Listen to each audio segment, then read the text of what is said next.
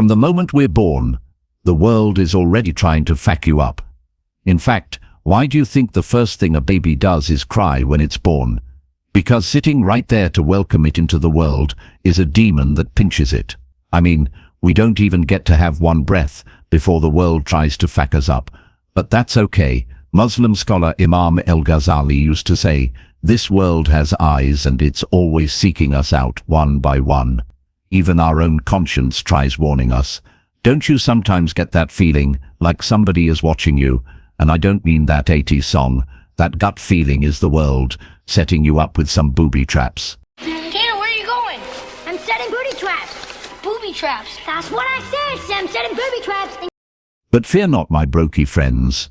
This is where Islam truly shines, and where the truth is separated from falsehood. Have you ever noticed that the poorest countries in the world are almost all Muslim countries? It's almost as if Allah is giving us something that will protect us and shield us from the deception of the world. But we, dumb humans, are unable to see it. What do you mean, you ask? What I mean is, the less you have, the less you will attract the attention of the dunya and its eyes that are always seeking to set traps on you. Because the more you have, the more you will be tested by those annoying booby traps. The world is not your friend. It was never designed to be. According to Imam al-Ghazali, the great 11th century Islamic scholar, this world, dunya, is actually your greatest deceiver.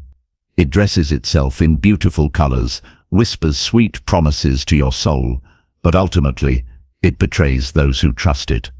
Right now, you might be trapped in its illusions without even realizing it. Al-Ghazali compares the world to a master illusionist performing sleight of hand. First trick? It makes the temporary feel permanent. That job you stress over, those possessions you protect, even your own body, all will vanish like yesterday's dream. Second trick. It inverts reality, making you chase shadows while ignoring the substance. Al-Ghazali gives a powerful metaphor, like children playing in mud, delighted by their sandcastles, unaware the tide is coming. And this can be seen today in the modern world more than any other time. The lesson we must learn is this: the true king in this world is the one who has nothing. Strange. We're taught to chase wealth, cling to status, build our empires, brick by fragile brick. But he said no. The real king is the one with empty hands, because he has nothing to lose. He compared such a man to a traveler, and that image, it's beautiful. Think about a traveler. He doesn't carry his whole house on his back. He doesn't get attached to every stop along the road. He takes what he needs, leaves what he doesn't, and keeps moving forward. Light, free. Now imagine a man like that, not on a journey across land, but through life. He doesn't cling to money, power, or even reputation. These things don't own him. He may have them, or he may not. But they don't live in his heart. His heart stays uncluttered. And because of that, he is fearless. You can't threaten a man who isn't afraid to lose. You can't bribe someone who's not hungry for more. That's power. That's real, quiet power. You see, in having nothing, he is free. In being free, he is king. And the rest of us, we're often like beggars dressed in gold, weighed down by our crowns, desperate to hold on to things slipping through our fingers: status, control, praise.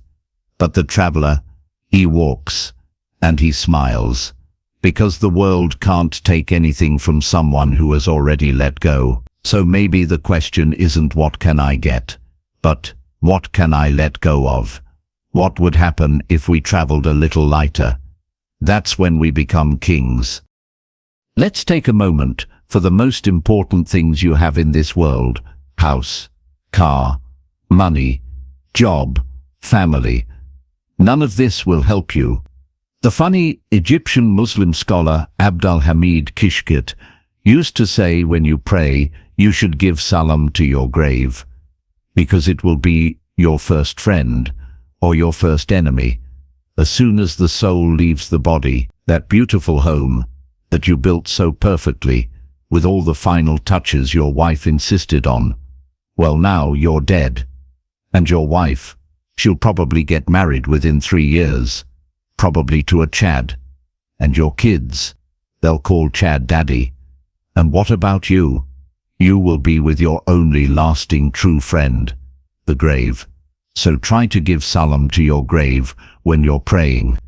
Don't you want your grave to embrace you with a hug, saying, "I've been waiting for you for a long time"? Or do you want to be a stranger, unwelcomed, in a house of pain and regret? You can test your attachment to this world by your prayer. Let that sink in. Every time you stand before your Creator, where does your mind go?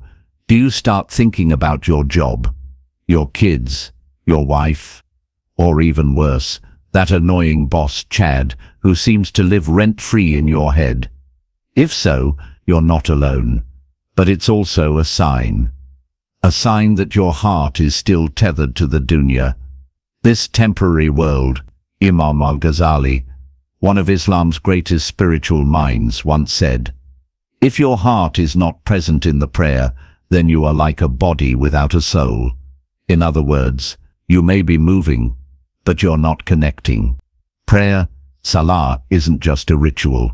It's supposed to be your escape, your moment to rise above the noise of the world. Ghazali called it the mirage of the believer, the ascension, a sacred meeting with God 5 times a day.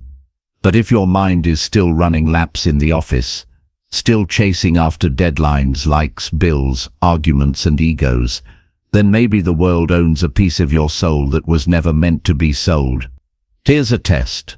Next time you pray, ask yourself, where is my heart? Am I just checking a box, or am I standing before the one who gave me life? If your thoughts drift, don't panic.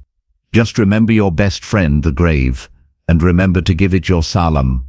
Always remember that being broke, yet having Islam in your heart, you're still a king on this earth. However, if you're broke and do not have Islam in your heart, then you're folked.